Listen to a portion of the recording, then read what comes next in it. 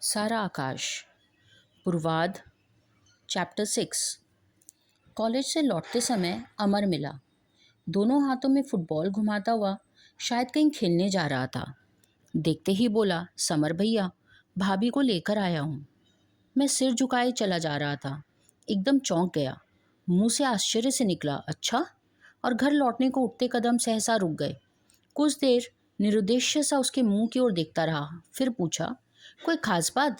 खास बात तो कुछ नहीं, बड़ी मुश्किल से भेजा है भैया। उनके घर वाले बड़े बदतमीज हैं। मैं तो साफ कह देता हूँ, आगे से नहीं जाऊंगा। क्यों? पकड़कर पीट पाट दिया क्या?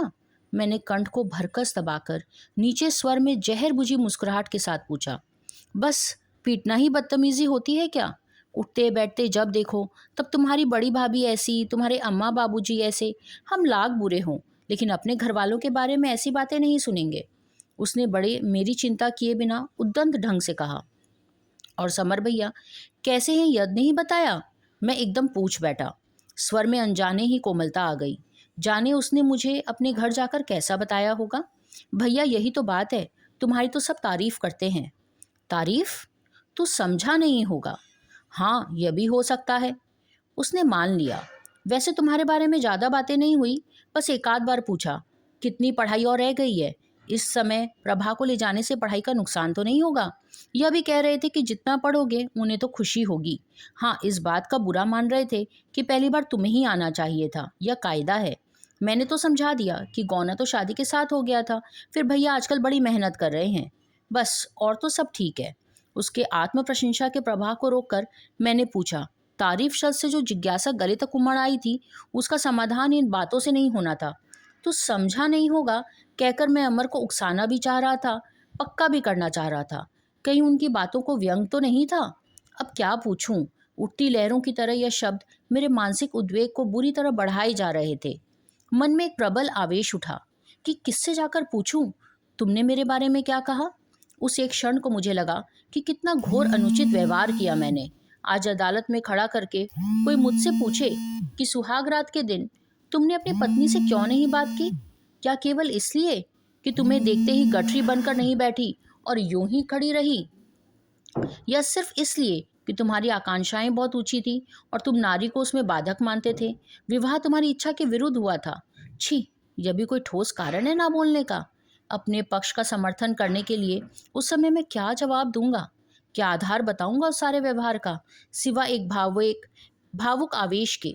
मुझे लगा मेरा सारा व्यवहार गलत ही नहीं, मूर्खतापूर्ण भी था। आत्मग्लानि से मेरा मन भर गया। बस, और कोई खास बात नहीं है। पूछते थे कि कब लौटाएंगे। भाभी थोड़ी कमज़ोर हो गई है, सो कहते थे जरा दवा वगैरह की ज़रूरत पड़े तो ध्यान रखिए। अमर ने कहा और चलने को तैयार हो गया। क्या तबीयत खराब थी? मैंने पूछा। हाँ, शायद रही हो। दार्शनिकों की तरह कहता हुआ अमर फुटबॉल को यूं ही उछालता लपकता हुआ गायब हो गया। ध्यान रखने को कहलवाया है? और यहाँ बाबूजी कह रहे थे ठीक समय पर खाना पीना मिल जाएगा। दूसरी बार बहू आई है और सारा काम उसी से कराने की योजनाएं बन गई। कम से कम एक दो बार तो आ लेने देते। हमारे घर का रवैया भी अजीब है। तब क्या उसने मेरी तारीफ की होगी सचमुच? नहीं नहीं, अमर समझा नहीं होगा। और यूं घर चलते समय बड़ी झिझक लग रही थी, लेकिन लगा जैसे पिछले दिनों की छाई उदासी काई छट गई है। नीचे का निर्मम लहराता हुआ जल निकल आया। किसी तरह इस बात पर विश्वास ही नहीं हो रहा था कि उसने घर जाकर मेरे बारे में कुछ नहीं कहा। नहीं जी, कुछ भी नहीं कहा होगा। कहीं ऐसा भी हो सकता है? लेकिन अगर कहा होता तो अमर से बात ताने में ढालकर किसी तरह तो कह दी होती, और लोगों के बारे में ही तो कहा होगा। उस समय मुझे अपनी प्रचंड मूर्खता पर क्रोध आ रहा था। मैंने जी भरकर उसका चेहरा भी नहीं देखा। अब उसके सामने पड़ूंगा तो कैसे, यही सोच सोचकर तो प्राण सूख रहे थे। यह ना बोलने का बंधन पालने में क्या तुक थी? उस समय पता नहीं मन में क्या था। अपने प्रति किए गए बड़े से बड़े अपराध को या तो मैं हंसकर टाल दूं या ध्यान ही ना दूं। अपने पर आश्चर्य भी हो रहा था कि कितनी ताजगी, इतने हल्केपन से मैं मेरे भीतर कहाँ था यह सब। तब भी निहायत गंभीर चेहरा लिए अपने को अधिक से अधिक स्वाभाविक बनाए मैं घर गया, मानो अमर मुझे मिला ही नहीं और ना मुझे प्रभा के आने की बात पता है। सुस्त थका सा मुंह, सूखे होठ। मुझे देखकर दूर से ही मुन्नी चिल्लाई, समर भैया, भाभी आ गई। आ गई तो मैं क्या करूं? जाने कैसे मेरे मुंह से निकल गया। उसी पल वह डॉक्टर को दिखाने वाला संकेत भी दिमाग में आया। मन अकारण ही झुंझला आया। अपनी कोठरी की ओर इस तरह गया जैसे कॉलेज में बहुत परिश्रम करके आया हूँ और अब अपनी पुस्तकें रखने की जल्दी में हूँ। उस समय अपने आप को किस तरह नियंत्रित कर रहा था मैं, यह तो मैं ही जानता हूँ। खुले किवाड़ों के सामने ही कोठरी में मुझे उसका संदूक दिखाई दिया। मन पुलक उठा। उत्सुकता हुई कि देखूं तो कमरे में क्या क्या नई चीज आ गई है। यह जानकर संतोष हुआ कि प्रभा को रहने की और कोई जगह नहीं मिली है। रहना तो मेरी कोठरी में ही है। विवाह के दिनों में जो कमरा हमें मिला था, या फिर से भाई साहब के कब्जे में जा चुका था। अब तो बोलना ही पड़ेगा, देर हो या जल्दी, मैं भी अब उतनी अकड़ नहीं दिखाऊंगा। कमरे में एक खूंटी पर चादर टंगी थी, जिसे शायद ओढ़कर आई होगी। एक और दीवार के सहारे प्लास्टिक की चप्पलें थी। संदूक के बगल में एक बांस की डोलची, उसमें सफ़र का सामान था। इधर उधर देखकर मैंने चुपके से तौलिया हटाया। गोल गोल मोड़कर एक माया रखी हुई थी, रेलवे बुक स्टॉल से खरीदी होगी। एक पन्ना पलटा, बड़े साफ मोती जैसे अक्षरों में लिखा था, प्रभा। मन में उठा, पास में मैं अपना नाम लिख दूं। फिर झट से सारी चीज़ें चुपचाप रख दी। अगर देख लिया तो क्या समझेगी। दिन ढल चुका था। मैं चुपचाप बाहर आया, भाभी और मुन्नी की निगाहों से जानबूझकर बचता हुआ। किसी के सामने पड़ने का मन नहीं था। सभी मजाक करेंगे, कहाँ जाऊं। लॉन में जाकर पड़े रहने की इच्छा नहीं थी। मंदिर जाना तो उस घटना के बाद बंद कर दिया। दिवाकर के यहाँ जाने की इच्छा हुई, लेकिन टाल दिया। पता नहीं कितनी देर लगे, यूं सड़कों पर ही भटकता रहा। छोटे छोटे ठेले लगाए पंजाबी शरणार्थियों के सामने साबुन साग की फेरियां लगानी शुरू कर दी थी। लड़के मूंगफली और चने बेचने लगे। कुछ फुटपाथों पर काठ की दुकानों पर कपड़े बेचने लगे थे। एक बात माननी पड़ेगी, कितने साहस और अधव्यवसाय के साथ इन लोगों ने अपने आप को जमाना शुरू किया। कितने भयानक कष्टों के बाद, ऐसे प्रलय के गुजर चुकने के बाद हम लोग तो केवल भीख ही मांगते पड़े रहते। क्या क्या नहीं इन्होंने सहा होगा, क्या क्या नहीं देखा। अपने छूटे हुए वैभव को, बिछड़ी हुई धरती को याद करते हैं, मरे हुए को रोते हैं और फिर नए सिरे से उद्यम में लग जाते हैं। औरतें दिन रात नलों के नीचे बैठी कपड़े कूटती है। बहुत दिन बाद याद आया कि मैं संघ के बौद्धिकों के पास नहीं गया, उधर ही चलूं। लेकिन इतने दिन न जाने क्या कारण दूंगा। झेप भी लगेगी। आज नहीं, फिर किसी दिन जाऊंगा। पिछला सारा विषाद, सारी चिंता कहाँ चली गई, मुझे तो आश्चर्य था। कल जब इस समय इस पुल से गुजर रहा था तो तनाव से नसें फटी जा रही थी। यह प्रभा सच्ची बहुत गहरी और समझदार लड़की है। कोई और लड़की होती तो कितनी बुराई करती, मुंह दिखाने की हिम्मत ना पड़ती। बताया होगा कि पढ़ने में व्यस्त है, परीक्षा पास आ रही है। यही तो फर्क है पढ़ी लिखी लड़की और बेपढ़ी में। हमारे यहाँ भी क्या, दूस दिन जरा सा नमक ज़्यादा होने पर बावेला मच गया। अरे आदमी है, जरा ज़्यादा नमक पड़ गया तो ऐसी क्या मुसीबत आ गई। और अब क्या उसे ज़िंदगी भर माफ़ नहीं किया जा सकता। भाई नई नई बहू आई है, घबरा गई होगी। नई जगह, नए आदमियों के बीच अम्मा और भाभी जैसे भयानक आलोचक, बेचारी बौखला गई होगी। मुझे ही कोई कह दे कि क्लास में खड़े होकर एक पेज पढ़ दो और एक लाइन भी नहीं पढ़कर सुनाई जाएगी, खड़ा खड़ा हकलाता रहूँगा, सारा शरीर पसीना पसीना हो जाएगा। असल में शुरू से ही मैं बहुत जल्दबाज रहा हूँ। जरा कोई बात देखी नहीं कि झट अपने विचार बना डाले। यह मेरी बहुत बड़ी कमजोरी है। मुझे इसे पीछा छुड़ाना ही होगा। इस सारी घटना का तो दोष मेरा ही है, उसका तो कोई कसूर नहीं। इस समय मैं पुल की दीवार के सहारे खड़ा खड़ा नीचे दूर तक चली जाती रेल की पटरियों को देख देख कर अथाह आश्चर्य करता रहा कि ये कौन सी कैसी दुश्चिंताएं थी जिसके कारण मंदिर के उस कोने में बैठकर मैं सिसक सिसक कर रोया। और वे क्या वास्तव में इस लायक थी कि मैं उनकर बैठकर यूं घंटों सिर खपाया जाए या यूं रोया जाए। उस समय मैं उसके उपेक्षापूर्ण व्यवहार, पत्र न डालने की गुस्ताखी सबको भूल गया। काफ़ी देर बाद जब आया तो भाभी ने न जाने कहाँ से निकल कर कहा, लाला जी खाना वाना नहीं खाना, बहू भूखी बैठी है। यहाँ तो रात देखते देखते पलकें सूझ गई कि अब आए अब आए। लाला जी के सुबह से दर्शन ही नहीं हो रहे। आज तो तुम सुबह के गए अब आए हो, मैं जानूं कॉलेज के बाद भी नहीं आए। परिहास उनकी वाणी से फूट रहा था। इधर मैंने बेकार की बातों की तरफ ध्यान देना ही छोड़ दिया, सिर्फ ज़रूरी बातों का जवाब देता। अक्सर ही भाभी के मजाक को बुझे से स्वर में जवाब देकर समाप्त कर डालता। किसी से बातें करने का मन नहीं होता। चाहता था उसी व्यवहार को इस समय भी बनाए रखूं, ताकि कोई मेरे आकस्मिक परिवर्तन को भांप ना ले। बड़े संजीदा स्वर में कहा, हाँ मुझे यूं ही भाभी कुछ काम था। प्रभा के आने का भी पता नहीं। मैंने यूं चेहरे की तरफ देखा मानो उनकी बात को मैं समझा ही नहीं। फिर बोला, भाई मुझे तो नहीं पता, तुम मुझे पहले खाना दे दो, भूख लगी है, फिर बैठकर पढ़ना भी है। पीछे खाना मिलेगा, पहले मिठाई खिलाओ। कहीं दूर गहराई से मुन्नी की आवाज़ सुनाई दी, जवाब में भाभी हंस पड़ी। अरे इन्होंने खिलाई मिठाई, ससुराल की मिठाई खाने को तो बड़े जल्दी लपकेंगे। वह हंसते समय सुंदर लगती है। अरे तुम छोड़ो मिठाई विठाई, भाभी मुझे तो रूखी रोटी दे दो, यही बहुत है। मुबारक हो मिठाई तुम्हें और ससुराल वालों को, मैंने व्यवस्था के भाव से कहा। खा पीकर जल्दी पढ़ने बैठूंगा, बोर्ड के इम्तिहान हैं। इस समय भाभी प्रसन्न दिखाई दी। खा पीकर लालटेन सामने रखकर मैं पढ़ने लगा। ठंड पड़नी शुरू हो गई थी, लेकिन अभी बहुत तेज नहीं थी। पढ़ने में नींद जल्दी आ जाती, अधिक परिश्रम नहीं हो पाता, इसलिए मैं ज़मीन पर ही बिस्तर बिछाता, चारपाई एक और खड़ी रहती। उस समय मेरे गंदे से गंदे रज़ाई गद्दे लदे रहते थे। मैं रोज़ इस बात की कलम खाता कि 12-1 बजे तक पढ़कर 4:30-5 बजे तक सुबह उठ जाया करूं। लेकिन यह प्रोग्राम नहीं चल पाया। घर भर में मैं ही सबसे ऊंची क्लास में था, इसलिए मुझे एक अलग लालटेन लेने का अधिकार था। बाकी दोनों भाई एक ही लालटेन से पढ़ते थे। हालांकि इस पर भी आए दिन उधम रहता कि बाकी एक लालटेन से सारे घर का काम कैसे चले। खास तौर पर जिस दिन मैं लालटेन जलती छोड़कर सो जाता और भैया देख लेते, उस दिन तो मिट्टी को तेल को लेकर हंगामा मचता, उसका वर्णन ना करना ही अच्छा है। लालटेन के सामने पुस्तक में आंखें गड़ाए, सिर झुकाए मैं बैठा रहा। मैथ्यू अर्नोल्ड की सोराब और रुस्तम किताब थी, लेकिन पढ़ने का प्रयत्न करके भी पढ़ा नहीं जा रहा था। हार कर वह प्रयत्न भी मैंने छोड़ दिया। चुपचाप प्रतीक्षा करने लगा। कभी कभी ध्यान आ जाता तो पन्ना पलट लेता। देखना मैं यह चाहता था कि आखिर क्या करती है वो। जानता था जब घर का सारा काम हो जाएगा, वहाँ की सारी बातें हो जाएंगी, यहाँ की सारी बातें जब मुन्नी और भाभी से सुन ली जाएंगी तब वो आएगी। मैं उसी क्षण की प्रतीक्षा कर रहा था। आखिर कितनी बातें और करनी है। पैरों की आवाज़ से सुना कोई आ रहा है। अभी तक नीचे बातें करने का जो भनभनाहट सुनाई दे रही थी वह बंद हो गई। मैंने देखा कि इधर अम्मा बिल्कुल चुप थी। वह स्पष्ट उपेक्षा दिखा रही थी। उन्हें जाड़ा ज़्यादा लगता है तो चुपचाप रजाई ओढ़े, हाथ में माला की थैलियाँ लटकाए, मन ही मन उसकी गुरियाँ गिन रही थी।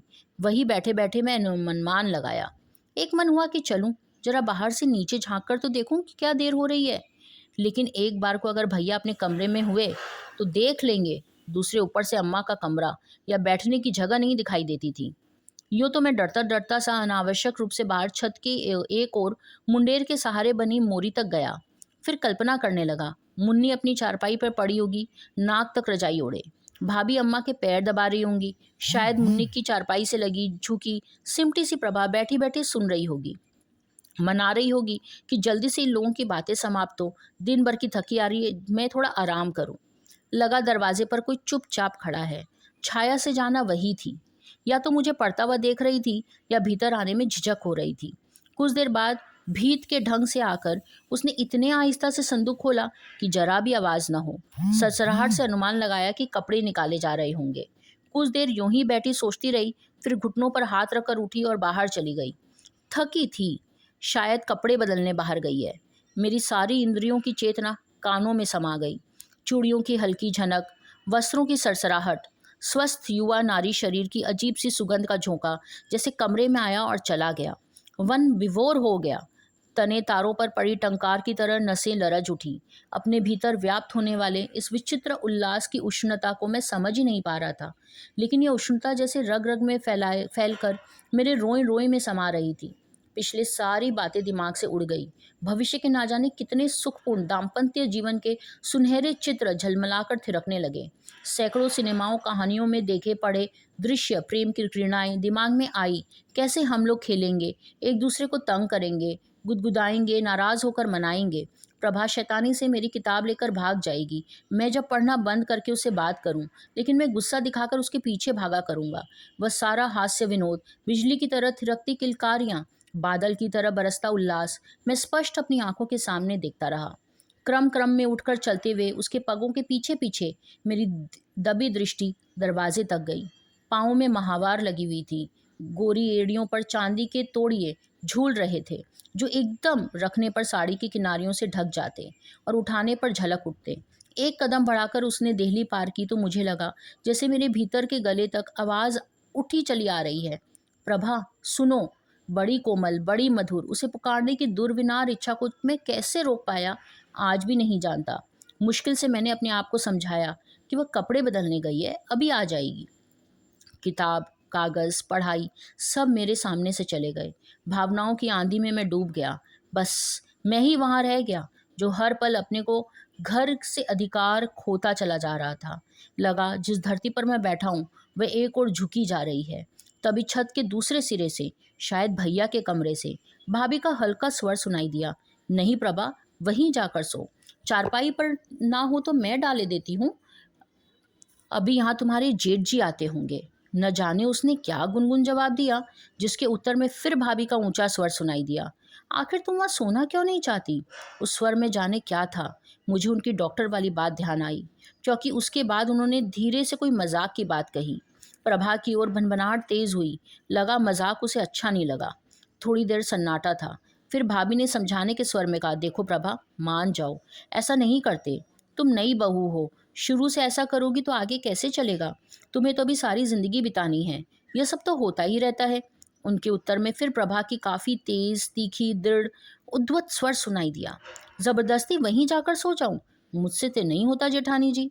कि कोई दुत्कारता रहे और पूंछ हिलाते रहो, ठोकर मारता रहे, तलवे चाटते रहो। उनके बोर्ड के इम्तिहान है तो मैं क्या तंग करूं? कुछ हो गया तो बाद में मेरा ही नाम लेंगे। हमारा तो यहाँ आना उनको जम दिखाई देता है, और तुम कहती हो कि वहां चले जाओ। प्रत्येक शब्द में जहर बुझे तीर जैसे दम और अहंकार घनघना रहा था। बंदूक की गोली की तरह कोई तीज मस्तक की नसों को चीरती चली गई। ऊंची मीनार से जैसे किसी ने निर्मम ठोकर मारकर धकेल दिया। मैं एकदम तन कर बैठ गया। दोनों भवें आपस में खींच कर मिल गई। चोट की गहराई को समझकर कैसे क्रुद्ध हुंकार उठी। सांस का झोंका नाक से निकला। दोनों नथुने फैलकर लाल हो गए। तो यह बात है। मैं दृष्टि अधिक से अधिक तीखी करके पृष्ठ के निर्जीव अक्षरों को घूरता रहा। बलवान किंतु बंदी शेर की तरह यही एक वाक्य कभी हृदय के इस कोने में तो कभी उस कोने में प्रचंड वेग से टकरा टकरा कर बार बार प्रतिध्वनित होता रहा। अच्छा तो यह बात है। उफ, कितना बाल बाल बचा हूँ। कैसा गजब हो जाता अभी। पुकारने में कसर ही क्या रह गई थी। सारे शब्द जबान पर तो थे। पूरा का पूरा वाक्य मैंने सोच लिया था। कितने बड़े भ्रम और कैसी जबरदस्त भावुकता में मैं गया था। अभी पुकार ही हो उठता था कि जिंदगी भर की निगाह नीची हो जाती। उफ, कितना दम। एक एक शब्द में जैसे तेजाब भरा था। यह शायद दूसरी बार उतना साफ स्वर सुना है मैंने उसका। कैसा उज्जंड लहजा है। इस कटार जैसी तीखी वाणी के सामने ही मैं झुकने जा रहा था। इसी के कैसे अच्छे मौके पर रक्षा की ईश्वर ने। सारी जिंदगी रोता रहता। समझना है मुझे, इस दम को ही समझना है। जरा सा क्या पढ़ लिया, अपने को खास खुदाई समझने लगी। और क्या खाक पड़ी है। भाभी ने ठीक ही कहा था। बड़ा घमंड है उसे पढ़ने का, अपने रूप का। भाई कोई लाख कहे, स्त्री जैसी स्त्री को समझ सकती है, पुरुष नहीं समझ सकता। बिल्कुल ठीक बताया था उन्होंने, मुझे दबाकर ही रखना होगा। तब मुझे अपनी बाहों में ऐसी फड़कन महसूस हुई कि अभी सीधे वहां जाऊं, लात घूंसों से ऐसी मरम्मत करूं कि सारी शेखी झड़ जाए, 3-5 भूल जाए। कभी कभी भाई साहब खींचकर भाभी को तमाचा मारते। उसे देखकर घंटों मेरा मन खराब रहता, लेकिन इस क्षण लगा बिल्कुल सही करते थे। हम लाख आदर्शवादी रहे। तुलसीदास ने जो स्त्रियों के बारे में लिखा है वह हजारों सालों के अनुभव का निचोड़ है। नारी नारी ने बड़े बड़ों को उंगलियों पर नचाया है, लेकिन यह वह बंदर है जो डंडे के आगे नाचता है। मैं जो अभी अभी कैसी बेवकूफ़ी की बातें कर रहा था। भविष्य के दाम्पत्य सुख की बात, क्रीड़ा और किलकालियों की बात, और वह भी इस औरत के साथ। नहीं नहीं, आज मैं सारे देवताओं और स्वयं भगवान के साक्षी मान के प्रण करता हूँ कि स्त्री के साथ मेरा कोई संबंध नहीं, कभी समझौता नहीं होगा, हो ही नहीं सकता। जो अपने को दुनिया में सबसे अक्लमंद समझता हो उससे निभी कैसे सकती है, कभी नहीं। वास्तव में मेरा जैसा बेवकूफ़ मिलना भी मुश्किल है। जरा अमर ने क्या कह दिया, कौन जाने झूठ या सच, और लगा ज़मीन आसमान के कुलाबे मिलाने। वैसे भी व्यंगों को वह समझता ही कहाँ है। ओहो, संसार कितना भयानक है, कितना फिसलन भरा है। जरा सा असावधान हुए और गए। इस तेज धार में फिर पांव जमाना असंभव है। तभी फिर हल्की पदचाप, झनक, ससराहट से लगा कि कोई आ रहा है। मेरी चेतना, मेरा सोचना रुक गया। होगा कौन, वही महारानी जी? या हो सकता है बहस करके समझाने की कोशिश करने के लिए जोश में भाभी ही उठी चली आ रही है। अगर भाभी हुई तो 2-3 घंटे का अच्छा खासा शास्त्रार्थ छिड़ जाएगा। कई बार दृढ़ स्वर में दोहराया, आज ब्रह्मा विष्णु महेश संसार की कोई शक्ति क्यों ना आ जाए, हमारा समझौता नहीं होगा। नहीं होगा, मैं जानता हूँ वह नहीं झुकेगी। उसका अहंकार झुकने ही नहीं देगा। और यहाँ भी ऐसी मिट्टी के नहीं बने हम। लोहे का पाला इस्पात में ही पड़ा है, देखें कौन टूटता है। जब तक द्वार पर आई, भाभी नहीं वही थी। बिना किसी झिझक के उसने देहली पार की, इधर उधर देखे सीधे अपने सामान की ओर बढ़ी। मैं अधिक से अधिक अनजान बना हुआ बैठा था। संदूक खोला, फिर से डोलची खुली, उसमें से जाने क्या क्या निकाला रखा, उसे बंद किया। यह सब मैं कनखियों से देख रहा था या आवाज से अनुमान लगा रहा था। कोठरी के दूसरे सिरे पर खड़ी हुई खाट के पास जमीन पर कुछ बिछाया गया। एक पुरानी सी धोती को गोल गोल करके सिर के नीचे रखकर वह मेरी ओर पीट करके लेट गई। लेट जाओ, मेरा क्या आता जाता है। उपेक्षा के सिर झटक कर मैंने सोराब और रुस्तम की खंड काव्य में मन लगाने की कोशिश की। आखिर ये अपने आप को क्या समझती है, स्वर की अप्सरा या सरस्वती का अवतार? क्या कुछ दिमाग ही ठिकाने नहीं लगता। बच्ची जी को मालूम तो पड़ गए कि किससे मुकाबला पड़ा है। मोम नहीं है हम, और यूं ही जरा सी गर्मी से पिघल जाएगा। वरना कोई हमें भी बता दे दुनिया में ऐसा उदाहरण जहां सुहागरात के दिन इतनी दृढ़ता और संयम से किसी ने रखा है। सारा दम तो उसका उसी दिन झड़ गया होगा। सोचकर आई होगी कि दबा दबा कर रखूंगी, पति पालतू कुत्ते की तरह दुम हिलाएगा। अब जब देखो नहीं हुआ तो सोचा होगा, दो एक दिन में मैं खुद ही दौड़ा दौड़ा आऊंगा। मैं कहता हूँ कि जिंदगी यूं ही बिता दूंगा। जरा सा पढ़ क्या लिया, अपने को 30 मार कहाँ समझने लगी। कैसी पड़ी है तनकर, पड़ी रहो, रात भर पड़ी रहो, जिंदगी भर पड़ी रहो। यहाँ तो हम नहीं पूछेंगे, मर जाओगी तो उठवा कर फिकवा देंगे। बाप का घमंड तो नहीं सहते हम, और तुम किस खेत की मूली हो। और सच बात तो यह है कि यहाँ ज़रूरत ही किसे थी तुम्हारी। सच कहो तो घर वालों ने फंसा दिया, नहीं तो इतने सबकी नौबत ही नहीं आती। अपने घर ही तुम खुश रहती। हमने समझा था चलो समझदार है समझदार है। यहाँ समझ जिंदगी में जानी नहीं, होती क्या चिड़िया है। कुत्ता समझता है कि गाड़ी उसी के बल चलती है। कहाँ दलदल में फंसा दिया बाबूजी ने, वरना अपने खेलते थे मस्त थे। अब दो दो हाथ ये भी सही। और सारी रात गहरी होती चली गई। आसपास दूर की साएं साएं करते गली बाजारों में कभी कभी चौकीदार की लंबी लयपूर्ण आवाज लहराते फीते की तरह एक सिरे से दूसरे सिरे जा रही थी, जिससे रों की गरजती प्रतिध्वनियां इधर उधर फरहा कर डूबती रहती। कभी कहीं दूर पर विचित्र विचित्र स्वर में रेल के इंजन भां भां करके चीख उठते। निर्द्वंद भयानक दैत्य की तरह उठकर ऊपर खड़ी होती हुई उन आवाज़ों के नीचे कुत्तों का भौंकना ऐसा बचकाना लगता जैसे ऊंचे चिकने लोहे के लट्ठों के आसपास चूहे उछल कूद कर रहे हैं। कभी के तांगे अपनी भारी खड़खड़ घोड़े के गले में बंधी घंटियों के वातावरण गुंजारने चले लगते। फिर गहरे सन्नाटे में लिपटा सब कुछ करवट बदल सो जाता। बिना किसी भी ओर ध्यान दिए मैं अपने सामने प्रभा की काल्पनिक मूर्ति बनाकर जोशीले ढंग से उससे जाने क्या क्या सवाल जवाब कर रहा था। भाषण देने का उस समय दौरा आ गया था। अपनी पिछली सोची हुई एक एक बात में मैं क्रोध से दोहरा रहा था, दुगने आवेश से उसका उत्तर देता, उसकी व्यर्थता या उसकी बेवकूफ़ी पर गालियां देता, उसे छोड़कर अगली बात उठाता, रह रहकर उद्वेग निष्क्रिय क्रोध से दांत पीस पीस कर कहता, प्रभा जी अभी समझी नहीं हो, अपने भाग्य ने आपको किसके सामने खड़ा कर दिया है। जब समझ लोगी तो जानोगी मैं आदमी कैसा हूँ।